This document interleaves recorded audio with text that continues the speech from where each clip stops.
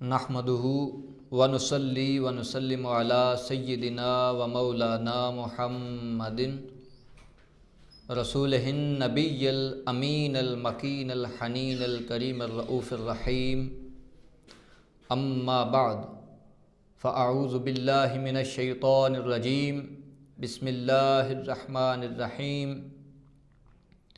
وجاہدوا فی اللہ حق جہادہ صدق اللہ مولانا العظیم مولا صلی وسلم دائما ابدا علی حبیبک خیر الخلق کلہم یا رب بالمصطفیٰ بلغ مقاصدنا واغفر لنا ما مضى یا واسع الکرم۔ معزز و محترم سامعین و ناظرین،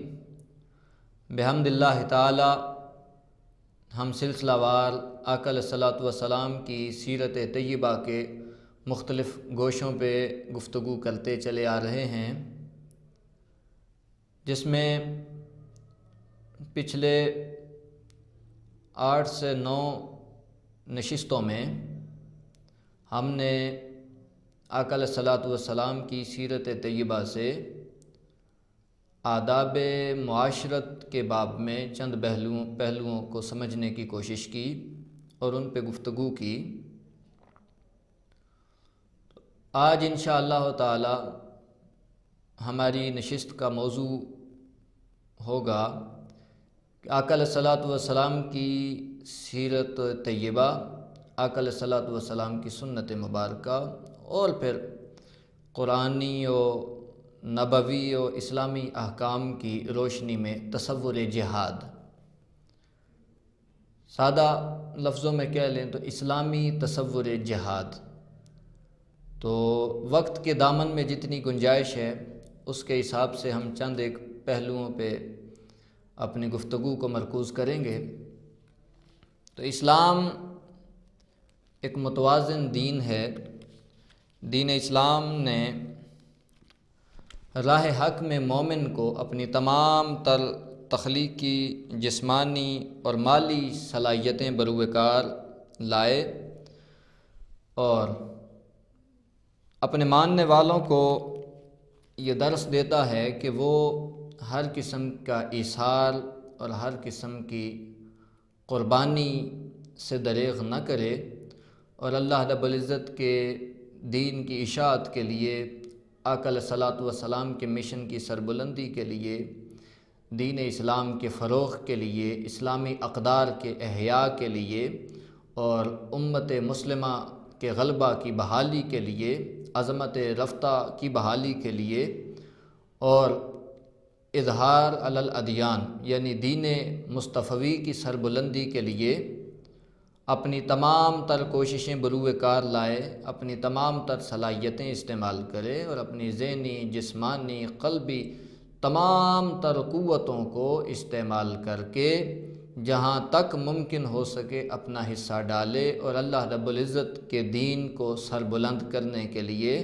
اپنا سرمایہ، اپنا مال، اپنا وقت، اپنی جان، اپنا تن من دھن صرف کرے۔ اس کے ساتھ ساتھ اگر کوئی فتنہ سر اٹھائے، اگر کوئی استحصالی، استعماری قوت سر اٹھائے، معاشرے سے لوگوں کے حقوق سلب ہونے لگیں اور معاشرے میں لوگوں کے حقوق کا استحصال ہونے لگے، غربت و افلاس کو ہوا دی جائے اور معاشرے میں لوگوں کے حقوق غصب ہونے لگیں، ظلم کا ایک بازار گرم ہونے لگے، حقوق انسانی پہ ڈاکہ ڈالا جانے لگے، خون انسانی ارزاں ہونے لگے، تو جہاں دین اسلام کی سربلندی کے لیے مومن کو جہاد کی دعوت دی گئی تھی، یہاں پھر فتنے کی سرکوبی کے لیے، ظلم کو ختم کرنے کے لیے، دہشت گردی کے خاتمے کے لیے اور انسانیت کے حقوق کو بچانے کے لیے، غریب شہریوں کی حمیت کو بچانے کے لیے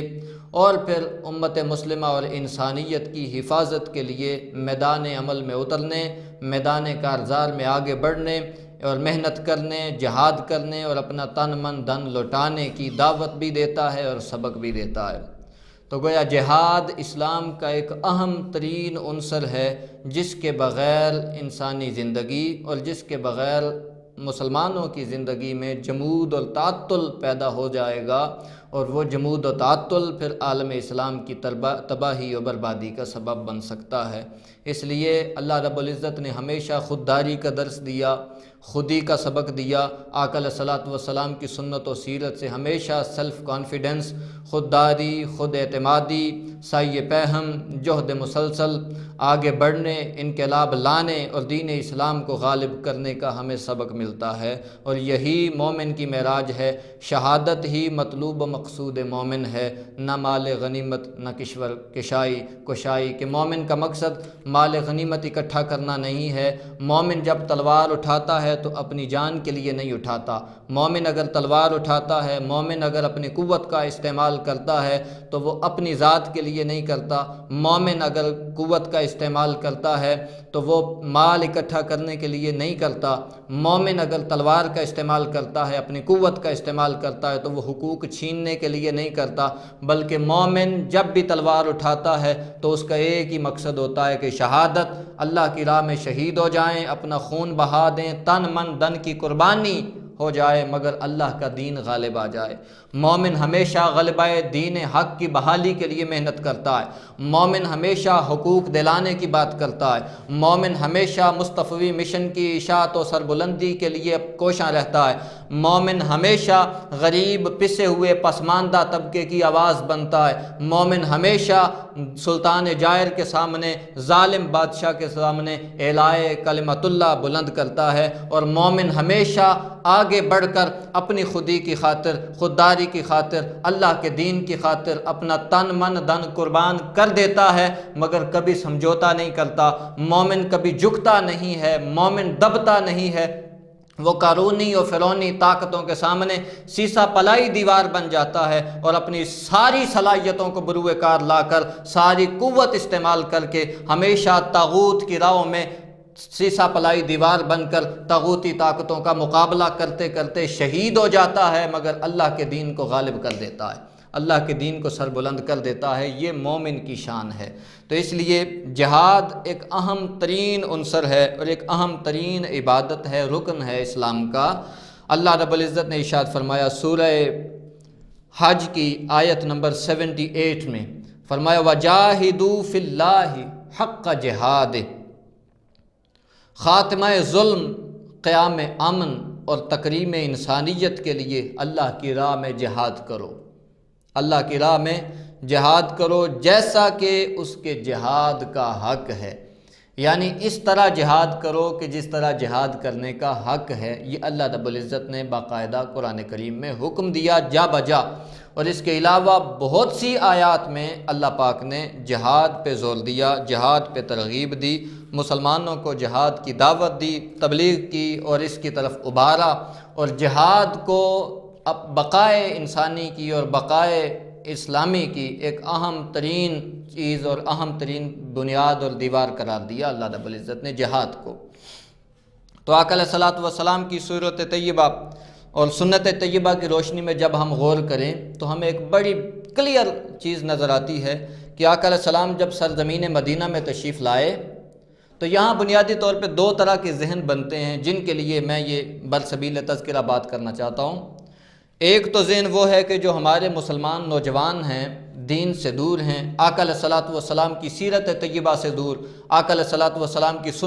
سنت مبارکہ سے دور، جو حضور علیہ الصلوۃ والسلام کے زمانہ مبارک میں دفاعی نظام سے جن کو آگہی حاصل نہیں ہے، عسکری قیادت اور عسکری نظام سے جن کو آگہی اور شناسائی نہیں ہے، اور جن کو مسلمانوں کا وہ جو ایک 10 سالہ مدنی دور تھا اس میں جد و جہد کے طریقہ ہائے کار کا اندازہ نہیں ہے، تو وہ ذہن مسلمان نوجوان کا ذہن تذبذب کا شکار ہوتا ہے، اور وہ یہ بات سمجھنے سے قاصر ہے کہ آقا علیہ الصلوۃ والسلام کی 10 سالہ دور نبوت میں جتنی جنگیں ہوئیں ان کی بنیادی وجہ کیا تھی، ان کے پیچھے حکمت کیا کار فرما تھی، اور ان میں جب جنگیں ہوتی رہیں تو وہاں اسلامی احکامات کیا کیا تھے۔ ایک تو ہے یہ وہ ذہن جو مسلمان ہے مگر حضور علیہ السلام کی سنت و سیرت کا فہم نہیں رکھتا۔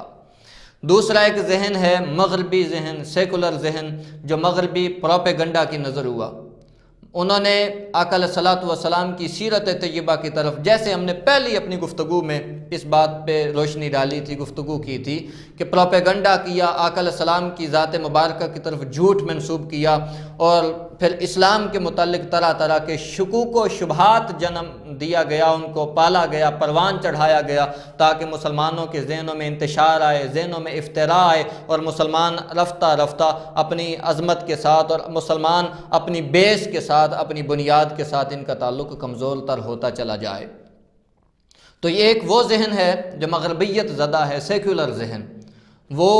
مغربیت لٹریچر، مغربی لٹریچر پڑھ کے، یا پھر مغربی عوام خود، اہل مغرب خود، جو آقا علیہ الصلوۃ والسلام کی طرف ان مفکرین کو پڑھ کے کہ جنہوں نے جانبدارانہ تحقیق کی اور آقا علیہ السلام کی طرف جھوٹ کو منسوب کیا، جھوٹی کہانیاں، قصے، من گڑت الزامات لگائے، اور اسلام کو دہشت گرد دین قرار دینے کے لیے انہوں نے محنت کی، تو وہ طبقہ یا ان کو پڑھنے والا طبقہ یا پھر سادہ مسلمان نوجوانوں کا ذہن، وہ سمجھتے ہیں کہ شاید اسلام تلوار کے زور پہ پھیلا۔ آقا علیہ الصلوۃ والسلام سرزمین مدینہ میں تشریف لائے، حضور علیہ الصلوۃ والسلام نے کوئی ایک جنگ بھی ایسی نہیں ہے جو مکہ کے بارڈر پہ جا کے لڑی ہو۔ جتنی جنگیں ہوئیں آقا علیہ الصلوۃ والسلام نے مدینہ کے بارڈر پہ لڑی، یعنی حضور علیہ الصلوۃ والسلام ہمیشہ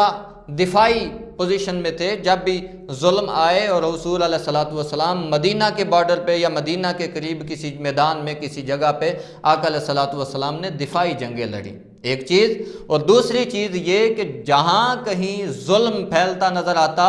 استحصالی قوتیں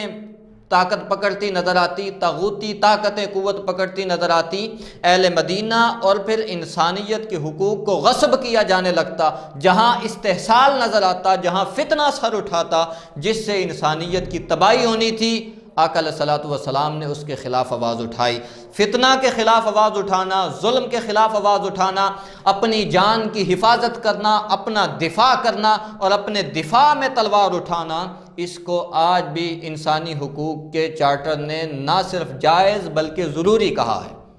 ضروری کہا ہے۔ تو آقا علیہ الصلوۃ والسلام نے جتنی جنگیں لڑیں، حضور علیہ الصلوۃ والسلام بطور سپہ سالار اعظم، آقا علیہ الصلوۃ والسلام کی ہر سائی کے پیچھے، ہر حکمت کے پیچھے، ہر عمل کے پیچھے آپ کو کوئی نہ کوئی وجہ نظر آئے گی کہ آقا علیہ الصلوۃ والسلام ہمیشہ امن کے داعی تھے۔ حضور علیہ الصلوۃ والسلام کی ساری سیرت پڑھیں، آپ نے امن کا،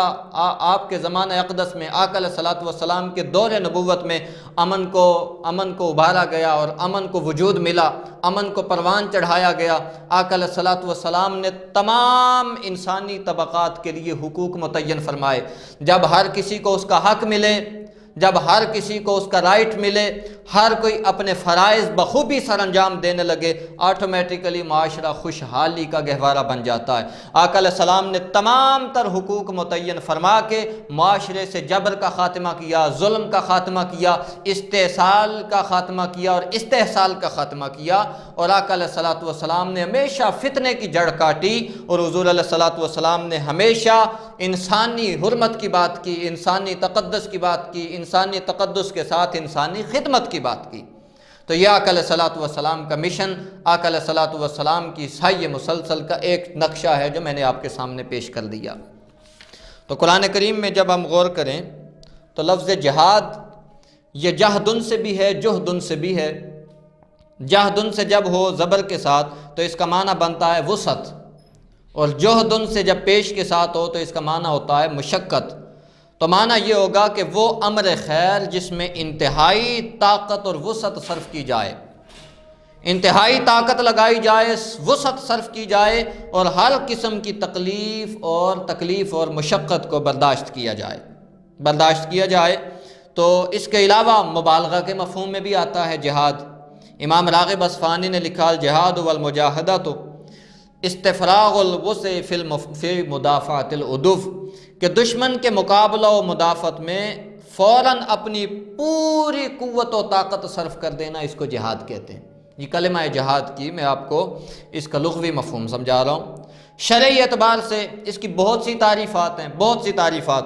امام بدر الدین عینی نے کہا الجہاد فی الشرع بذل الجہد فی قتال الکفار لاعلاء کلمۃ اللہ، اللہ رب العزت کے دین کو سربلند کرنے کے لیے، اعلاء کلمت اللہ کی خاطر، دین کی سربلندی کے لیے منافقانہ، مشرکانہ اور کافرانہ طاقتوں کی پوری طاقت و قوت سے سرکوبی کرنا، اس کو جہاد کہتے ہیں۔ اس کی مزید بہت سی تعریفات ہیں، مگر اس کی جامع ترین تعریف، جہاد کی جامع ترین تعریف یہ بنتی ہے کہ دین اسلام کی اشاعت، ترویج، سربلندی، اعلاء اور حصول رضائے الہی کے لیے اپنی تمام تر جانی، مالی، جسمانی، لسانی اور ذہنی صلاحیتوں اور استعدادوں کو وقف کر دینا، یہ جہاد کہلاتا ہے۔ اسلام کا تصور جہاد یہ ہے۔ تو جہاد کے مقاصد تین ہیں بنیادی طور پہ جہاد کے۔ میں اب اختصار کے ساتھ آگے بڑھ رہا ہوں چونکہ ہمارے پاس وقت کم ہے، بہت ساری چیزوں کو میں چاہتا ہوں کہ ان کو ایک ہی نشست میں کور کر دیا جائے، چونکہ ہمارے وقت کے دامن میں اتنی گنجائش نہیں ہے۔ تو جہاد کے بنیادی طور پہ تین مقاصد ہیں، تین مقاصد آقا علیہ الصلوۃ والسلام کی احادیث مبارکہ اور قرآن و سنت کی روشنی میں پھر آپ کو میں خلاصتاً عرض کر رہا ہوں۔ خلاصتاً پہلا مقصد جہاد فی سبیل اللہ کا پہلا مقصد یہ ہے کہ مخلوق خدا کو استعماری قوتوں اور استحصالی قوتوں کے چنگل سے رہائی دلا کر آزادی کی نعمت سے ان کو سرفراز کیا جائے۔ پہلا مقصد استعماری قوتوں کی سرکوبی، استعماری قوتوں کا مقابلہ، استحصالی قوتوں کا مقابلہ، یہ جہاد کا پہلا مقصد ہے۔ ضرورت اس امر کی ہے کہ آج جہاد کا حقیقی کنسپٹ کلیئر ہو ہمارے نوجوانوں کو، مسلمانوں کو۔ پہلا مقصد جہاد کا، جہاد لفظ میں کہیں دہشت گردی نہیں آئے گی، جہاد لفظ میں کہیں کسی کا ناحق خون بہانا نہیں آئے گا، جہاد لفظ میں کہیں کسی کا حقوق غصب کرنا نہیں آئے گا۔ جہاد جہاں آپ پڑھیں گے، جہاں اس کی تعریفات کو دیکھیں گے، قرآن و سنت کا جب بھی مطالعہ کریں گے، جہاد کا آپ کو معنی بڑا کلیئر نظر آئے گا کہ جہاد کا مقصد ہے استحصالی استعماری قوتوں کا مقابلہ۔ جب حقوق چھینے جائیں، حقوق غصب ہونے لگیں، خون بہایا جانے لگے، بے دریغ لاشیں گرائی جانے لگیں، تو اس وقت آگے بڑھ کے ظلم کو روکنا، تو یہ جہاد کا پہلا مقصد ہے، جہاد کا مقصد۔ دوسرا جہاد کا مقصد ہے اعلاء کلمت الحق، اللہ رب العزت کے دین کی سربلندی، اللہ رب العزت کے دین کی اشاعت، آقا علیہ الصلوۃ والسلام کے دین کی سربلندی، اور پوری دنیا میں اللہ رب العزت کے دین کو نافذ کرنے کے لیے، اللہ رب العزت کے احکامات کو نافذ کرنے کے لیے قرآن کا اور حدیث کا پیغام آفاق کے گوشے گوشے میں پہنچا دینے کے لیے اپنی تمام تر مالی، جسمانی، لسانی تمام تر استعدادیں اور تمام تر قوتوں کو صرف کرنا، یہ جہاد کا دوسرا مقصد ہے کہ پوری دنیا میں اللہ رب العزت کے پیغام کو، قرآنی پیغام کو، سنت نبوی کے پیغام کو عام کرنا اور پوری دنیا میں آقا علیہ الصلوۃ والسلام کے مشن کی تبلیغ کرنا اور ترویج و اشاعت کرنا، یہ دوسرا مقصد ہے۔ تیسرا مقصد جہاد کا وہ کرۂ ارضی پر عدل کو قائم کرنا، یہ تیسرا مقصد ہے جہاد کا۔ زمین پر انصاف کا بول بالا ہو، عدل کا بول بالا ہو، استحصال کا خاتمہ ہو، غصب کا خاتمہ ہو، محنت کو پروان چڑھایا جائے، خودداری ہو، خود اعتمادی ہو، انقلاب ہو، اجتہاد ہو، آگے بڑھنے کا جذبہ ہو، زمین پر امن ہو، زمین پر آتشی ہو، صلح ہو، زمین پہ عدل کا نظام ہو، انصاف کا نظام ہو، ہر کسی کو اس کا حق ملے، لوگوں کو ان کے حقوق ملے، لوگوں کی خوشحالی ہو، رزق حلال کی فراوانی ہو، اور تمام تر باطل ذرائع کی سرکوبی ہو، تو یہ تیسرا مقصد ہے عدل و انصاف کو قائم کرنا، یہ تیسرا مقصد ہے۔ تو جہاد کو جب آقا علیہ الصلوۃ والسلام مدینہ تشریف لائے تو یہ روزمرہ کا معمول بن گیا تھا، کبھی کسی صحابی کا بازو توڑ دیا جاتا، کبھی کسی کی ٹانگ توڑ دی جاتی، کبھی کسی کا سر زخمی کر دیا جاتا، کبھی کسی کو زخمی کر دیا جاتا، مگر حضور علیہ الصلوۃ والسلام ہمیشہ صبر کی تلقین کرتے، وَاصْبِرْ لِحُکْمِ رَبِّکَ، اپنے رب کے نام پہ صبر کریں، اس کے حکم پہ صبر کریں، وہ آپ کو دیکھ رہا ہے، اس کی رضا کی خاطر حضور ہمیشہ صبر کی تلقین کرتے، حتیٰ کہ اللہ رب العزت نے جہاد کا حکم نازل کر دیا۔ اُذِنَ لِلَّذِينَ، یہ سورہ حج کی آیت نمبر 39 ہے، اُذِنَ لِلَّذِينَ يُقَاتِلُونَ بِأَنَّهُمْ ظُلِمُوا وَإِنَّ اللَّهَ عَلَىٰ نَصْرِهِمْ لَقَدِيرٌ، ان مسلمانوں کو جن سے کافر خواہ مخواہ جنگ کرتے ہیں، جن سے کافر جنگ کرتے ہیں، جن کے حقوق غصب کرتے ہیں، جن پہ ظلم کرتے ہیں، جن کے حقوق چھینتے ہیں، جن کا بے جا خون بہاتے ہیں اور بے دریغ جن کی لاشیں بہاتے ہیں، جن کے حقوق چھینتے ہیں، جن سے زندگی کا حق چھینتے ہیں، ان کافروں کے خلاف مسلمانوں کو لڑائی کی اجازت دی جاتی ہے۔ اللہ رب العزت نے علم جہاد بلند کرنے کے لیے میدان عمل میں اتر جانے کی اجازت دے دی، اس لیے کہ ان پر بڑا ظلم کیا گیا، بِأَنَّهُمْ ظُلِمُوا، ان پر ظلم کیا گیا، وَإِنَّ اللَّهَ عَلَىٰ نَصْرِهِمْ لَقَدِيرٌ، اور اللہ ان کی مدد کرنے پر ضرور قادر ہے، ضرور قادر ہے۔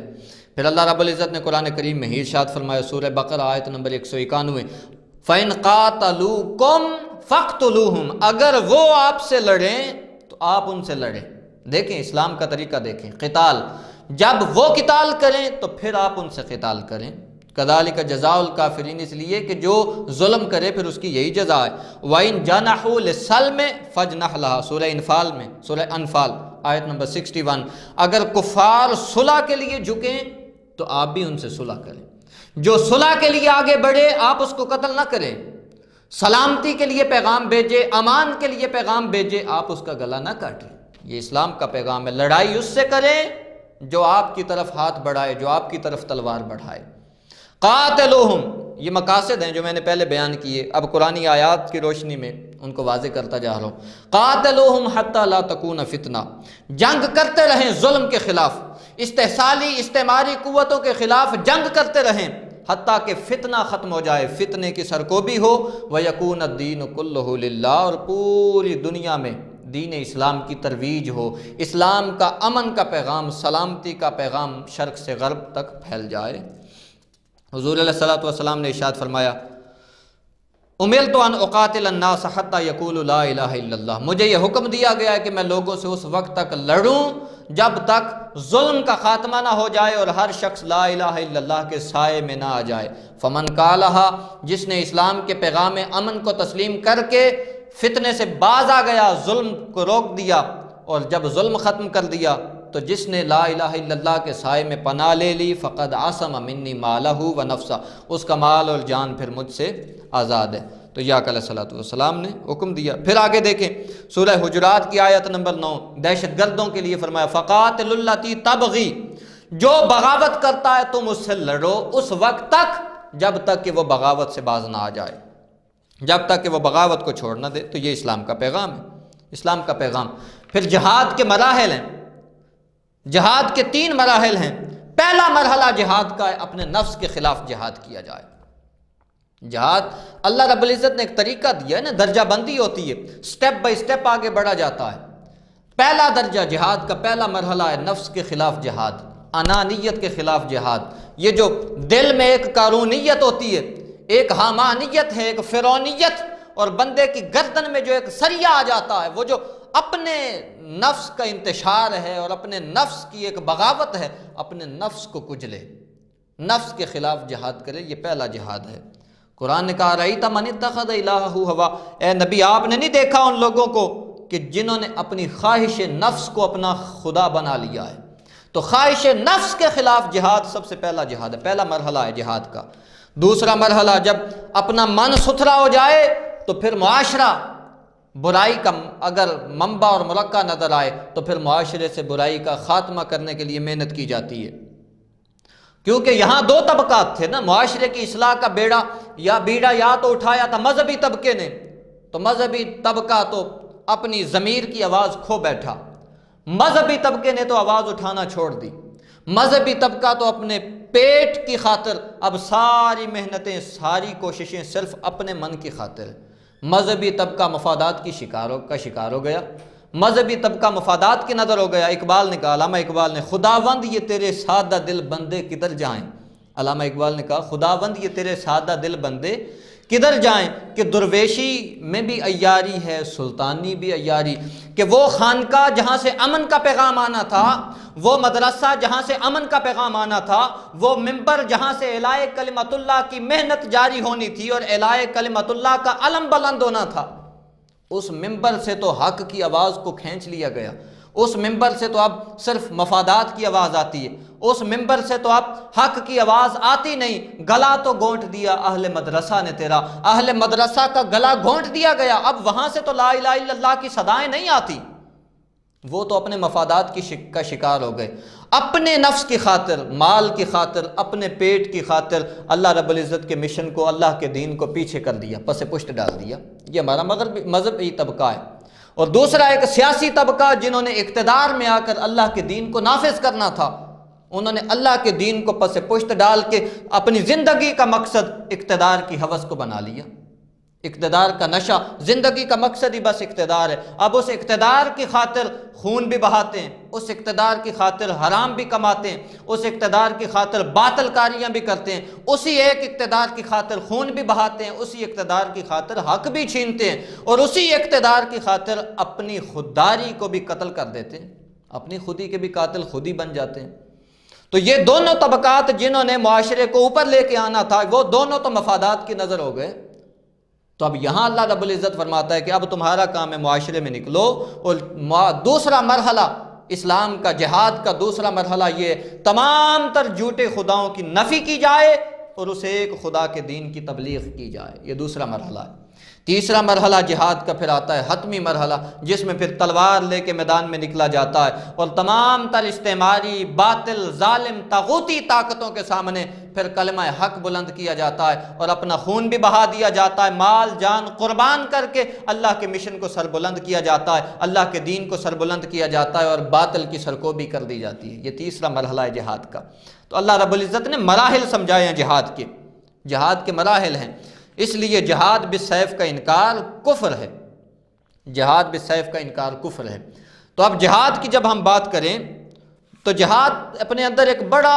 وسیع معنی رکھتا ہے، جیسے ہم نے اس کی تعریف میں بات کی، اس کی تعریف میں اب اس کے اوپر پھر قرآن کریم کی بے شمار آیات ہیں جہاد کی فضیلت پہ، اس کی فرضیت کے پہ اوپر، اس کی اہمیت کے اوپر اس قدر آیات اور احادیث وارد ہوئی ہیں کہ جہاد کا اور قتال بالسیف کا انکار کرنا کفر ہے۔ یہ بات یاد رکھیں کہ جہاد جب تیسرے مرحلے میں پہنچ جائے جہاں تلوار اٹھائی جاتی ہے اس کو قتال کہتے ہیں۔ ہر لفظ جہاد کا مطلب قتال نہیں ہے، یہ بات سمجھنے والی ہے۔ لفظ جہاد کے اندر ایک وسیع معنی پایا جاتا ہے، جہاں تلوار آئے گی، جہاں طاقت کا استعمال آئے گا، جہاں باطل طاقتوں سے ٹکرانا ہوگا، وہاں لفظ قتال استعمال ہوتا ہے۔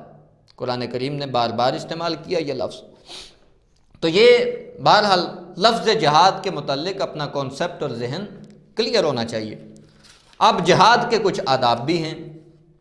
اب اس جہاد میں پھر اقسام آ جاتی ہیں جہاد کی، جن پہ میں ابھی اختصار کے ساتھ جن کو بیان کر دیتا ہوں۔ تو سورہ انفال میں اللہ رب العزت نے آیت نمبر 46 میں ارشاد فرمایا کہ جب دشمن کی کسی فوج سے تمہارا مقابلہ ہو، کسی بھی مرحلے میں، جہاد کے میں نے 3 مراحل بیان کیے، ان تینوں مرحلے میں پہلے مرحلے میں آپ کا دشمن آپ کا نفس ہے، دوسرے مرحلے میں آپ کا دشمن معاشرے کے جھوٹے خدا ہیں، اور تیسرے مرحلے میں آپ کا دشمن استحصالی اور استعماری قوت ہے۔ تینوں مراحل میں جب دشمن کے خلاف جہاد کرنا ہے، اللہ رب العزت نے فرمایا کہ اس کے پھر آداب ہیں۔ پہلا ادب یہ ہے کہ ثابت قدم رہا جائے، وَاذْكُرُوا اللَّهَ كَثِيرًا۔ دوسرا ادب یہ ہے کثرت سے پھر اللہ کا ذکر ہو۔ تیسرا ادب اللہ اور اس کے رسول کی اطاعت ہو، اور چوتھا ادب یہ ہے کہ پھر صبر کیا جائے، اتحاد و اتفاق۔ یہ 4 آداب بیان کیے اللہ رب العزت نے جہاد کے۔ جہاں یہ چاروں آداب پائے جائیں گے وہاں جہاد کا حقیقی معنی، اس کا مکمل اطلاق ہوگا، اور وہ جہاد ہوگا جو اللہ کی بارگاہ میں مقبول ہے، جس میں 4 آداب ہوں۔ تو جہاں جہاد کے آداب نہ پائے جائیں، جہاد کے آداب موجود نہ ہوں، تو وہاں جہاد سے کامل ثمرات نہیں لپیٹے جا سکتے، کامل ثمرات حاصل نہیں کیے جا سکتے۔ تو اب جہاد کی اقسام ہیں، اس پہ میں اختصار کے ساتھ بیان کر دیتا ہوں۔ پہلی قسم ہے جہاد کی، جہاد بالنفس، اپنے نفس کے خلاف جہاد کرنا۔ یہ جو اندر ایک ہوائے نفس ہے، خواہش نفس ہے، جس کے سامنے ویسے ظاہر تو جبہ کبہ نظر آتا ہے، ظاہر میں داڑھی نظر آتی ہے، سر پہ امامے نظر آتے ہیں، لیڈر نظر آتے ہیں، بڑے بڑے محلات نظر آتے ہیں، بڑا نام نظر آتا ہے، منبر نظر آتا ہے، مگر حقیقت یہ ہے جس کو دیکھیں الا ماشاءاللہ، الا ماشاءاللہ استثناء ہر جگہ ہوتا ہے، جس کو دیکھیں اپنے خواہش نفس کا پجاری نظر آتا ہے، اپنی خواہش نفس کے آگے سجدہ ریز نظر آتا ہے۔ تو پہلا جہاد قرآن نے کہا قد افلح من زکاہا، کامیاب ہو گیا، سورہ شمس کی آیت نمبر 9 اور 10، فرمایا کامیاب ہو گیا جس نے اپنے نفس کا تزکیہ کر لیا، اندر بیٹھے دشمن کو جس نے شکست دے لی۔ سب سے بڑا جہاد یہ ہے کہ وہ جو اندر بیٹھ کے برائی پہ اکساتا ہے، نفس، ان النفس لامارۃ بالسوء، جو برائی کی دعوت دیتا ہے اس کو پہلے کچلا جائے، یہ نفس کی سب سے اہم قسم ہے اور سب سے بڑا جہاد یہ ہے۔ اس کو بڑا جہاد میں نہیں کہتا۔ آقا علیہ الصلوۃ والسلام جہاد سے واپس تشریف لائے تو واپسی پہ جب آپ شہر مدینہ میں داخل ہونے لگے، الدر المنصور میں روایت ہے، آقا علیہ السلام نے فرمایا رجعنا من الجہاد الاصغر الى الجہاد الاکبر، ہم جہاد اصغر یعنی جہاد بالسیف، جس کو میں نے کہا قتال کہتے ہیں، حضور نے اس کو چھوٹا جہاد کہا کہ ہم چھوٹے جہاد سے پلٹ کر آ رہے ہیں الی الجہاد الاکبر، بڑے جہاد کی طرف۔ بڑا جہاد کیا تھا؟ وہ اپنے نفس کے خلاف جہاد تھا کہ اندر انانیت نہ آئے، تکبر نہ آئے، غرور نہ آئے، فخر و مباحات جنم نہ لے، اتراتے ہوئے نہ داخل ہوں، اپنی قوت اور اپنی طاقت کا خیال نہ آ جائے، ہمیشہ رب کے سامنے سجدہ ریز ہو۔ تو یہ جہاد کی پہلی قسم ہے۔ حضور نے فرمایا افضل الجہاد ان تجاہد لنفسک، کنز العمال میں امام ہندی نے روایت کی کہ سب سے افضل جہاد یہ ہے کہ بندہ اپنے نفس کے خلاف جہاد کرے۔ جب نفس کے خلاف جہاد شروع کریں تو پھر نفس کے حملے اور نفس کی مکاریاں انسان پہ ظاہر ہونے لگ جاتی ہیں۔ حضور علیہ السلام نے ارشاد فرمایا، المغنی عن حمل الاسفار کی روایت ہے، آقا علیہ السلام نے ارشاد فرمایا اذا اراد اللہ بعبد خیرا بصرہ بعیب نفسہ، اللہ رب العزت جب کسی بندے پہ، اللہ پاک اس پہ رحمت کا ارادہ کرتا ہے، بھلائی چاہتا ہے، اللہ رب العزت کسی کی بھلائی خیر چاہتا ہے تو اس کو اپنے نفس کے عیبوں پہ مطلع فرما دیتا ہے، اس کے نفس کے عیب اس کے اوپر ظاہر کر دیتا ہے۔ تو یہ پہلی قسم ہے۔ دوسری قسم جہاد کی جہاد بالعلم ہے، علم کے ذریعے جہاد کیا جائے۔ قرآن نے جس کو مجادلہ حسنہ کہا، فلا تطع الکافرین، سورہ فرقان کی آیت نمبر 56 میں فرمایا فلا تطع الکافرین والمنافقین، آپ کافروں کی اطاعت نہ کریں، وجاہدہم بہی جہادا کثیرا، یہ جو بہی میں ہا ضمیر آئی ہے، ہا ضمیر کا مرجع تمام مفسرین نے کہا اس سے مراد قرآن ہے، کہ قرآن کا دامن تھامیں، قرآن کے علم کا دامن تھام کے کافروں سے اور منافقوں سے جہاد کیا جائے۔ تو علم کا جہاد، لوگوں کو شعور بیدار کرنا، شعور کی بیداری بہت بڑا جہاد ہے۔ جب تک کسی قوم میں شعور بیدار نہ ہو جائے اس وقت تک آپ اس قوم کو انقلاب کی طرف نہیں لا سکتے۔ تو شعوری انقلاب سب سے بڑا اہم مرحلہ ہے کہ علم کے ذریعے لوگوں کو حق کی پہچان نصیب ہو، لوگوں کو حق کی پہچان نصیب ہو جائے، حق کی معرفت ہو۔ تو شعوری علم، جہاد بالعلم اس کو کہتے ہیں۔ حضور علیہ الصلوۃ والسلام نے پھر اس کی بھی فضیلت میں بے شمار احادیث ہیں جو ہمیں ملتی ہیں، آقا علیہ الصلوۃ والسلام کے ارشادات ہیں علم کی فضیلت پر۔ حضور علیہ السلام نے یہاں تک فرما دیا من جاءہ الموت وهو يطلب العلم،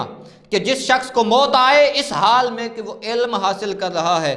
لیجیء بہ الاسلام، اور وہ جب اسلام کو زندہ کرنے کے لیے علم حاصل کرے، فبینہ وبین النبیین درجۃ واحدہ، تو جنت میں جب وہ جائے گا تو نبیوں اور اس کے درمیان صرف ایک درجے کا فرق ہوگا، جس نے اسلام کی سربلندی کے لیے جہاد بالعلم کے لیے علم حاصل کیا۔ تو یہ دوسری قسم ہے جہاد کی، جس کو کہتے ہیں جہاد بالعلم۔ تیسری قسم ہے جس کو کہتے ہیں جہاد بالعمل۔ دعویٰ تو ہر کوئی کر دیتا ہے، اللہ رب العزت کی وحدانیت کے اقرار کا دعویٰ ہر کوئی کرتا ہے، مگر دعویٰ اس وقت تک کامل نہیں ہوتا جب تک اس کی صداقت دلائل کے ذریعے، عمل کے ذریعے نہ ہو۔ کوئی دعویٰ اس وقت تک کار فرما یا قابل عمل نہیں ہوتا جب اس کے پیچھے امپلیمنٹیشن نظر نہ آئے، اس کے اوپر عمل نظر نہ آئے۔ اسی لیے اللہ رب العزت نے جا بجا ارشاد فرمایا الذی خلق الموت والحیات، وہی ہے جس نے موت کو پیدا کیا، زندگی کو پیدا کیا، کیوں؟ تاکہ وہ تمہیں آزمائے، ایکم احسن عملا، کہ عمل کے اعتبار سے اعلیٰ کون ہے یہاں پتہ چلے گا۔ حضور داتا صاحب نے فرمایا میں نے ساری زندگی میں سب سے مشکل کام یہ دیکھا ہے کہ بندے کے پاس جتنا علم ہو اپنے علم کے مطابق عمل کرے، سب سے مشکل ترین کام ہے۔ تو یہ جہاد بالعمل ہے کہ خود کو اسلامی تعلیمات کے سانچے میں ڈال کر اپنا کردار اتنا منزہ، مصفہ، اعلیٰ، پاکیزہ کر دیا جائے کہ چلتے پھرتے آپ اسلام کی تصویر نظر آئیں، لوگ آپ کو دیکھیں، اسلام کی طرف کھچے کھچے چلے نظر چلتے آئیں۔ تو یہ دوسرا ہے۔ پھر اس میں تبلیغ بھی آ جاتی ہے، جہاد بالعمل میں تبلیغ بھی۔ آقا علیہ الصلوۃ والسلام نے بے شمار احادیث مبارکہ ہیں امر بالمعروف اور نہی عن المنکر میں۔ پھر اسی پہ آتا ہے حضور علیہ السلام کی روایت، حضرت ابو سعید خدری کہتے ہیں آقا علیہ السلام نے فرمایا ان من اعظم الجہاد کلمۃ عدل عند سلطان الجائر، سب سے بڑا جہاد ظالم بادشاہ کے سامنے کلمہ حق کہنا ہے۔ تو یہ عملی جہاد ہے، یہ عملی جہاد ہے۔ یہاں پتہ چلتا ہے کہ تقریریں کتنی کی ہیں اور یہاں پتہ چلتا ہے کہ حق کتنا ادا کیا ہے۔ چوتھی قسم آ جاتی ہے جہاد بالمال، اپنے مال کو اللہ کی راہ میں خرچ کرنا۔ حضور علیہ الصلوۃ والسلام نے ارشاد فرمایا، صحابہ کرام نے حضور کی بارگاہ میں دین کی خاطر تمام تر اپنا مال، جتنے اپنے ذرائع تھے، ریسورسز تھے، جتنی دولت تھی، جتنی کمائی تھی، مصطفیٰ کے دین پہ، مصطفیٰ کے قدموں میں قربان کر دی اور آقا علیہ السلام کے دین کو سربلندی کے لیے اپنا خون بہا دیا۔ حضور نے حضرت ابوبکر کے لیے فرمایا ما نفعنی مال احد قط ما نفعنی مال ابی بکر، کہ مجھے جتنا نفع ابو بکر کے مال نے دیا اتنا کسی کے مال نے نہیں دیا۔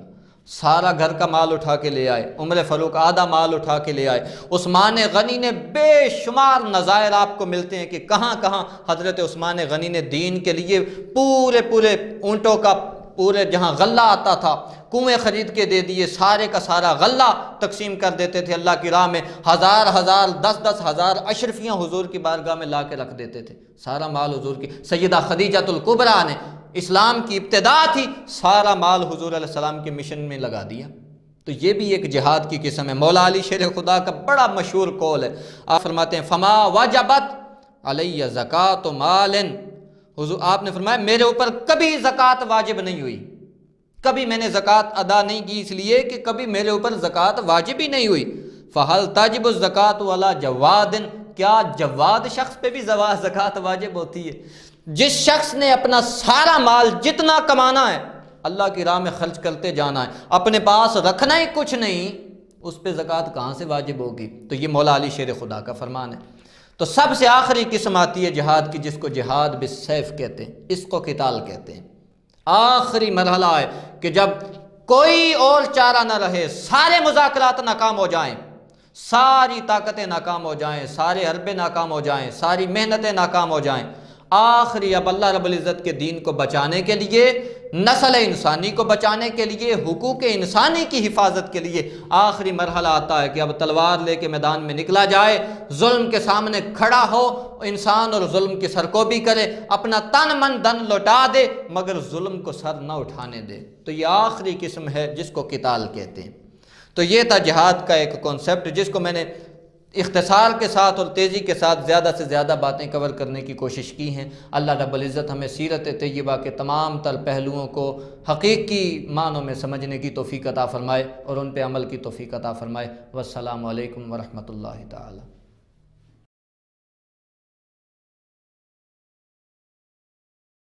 سب سے پہلے نئی ویڈیوز کو حاصل کرنے کے لیے آفیشیل YouTube چینل کو سبسکرائب کریں اور بیل آئیکن کلک کریں۔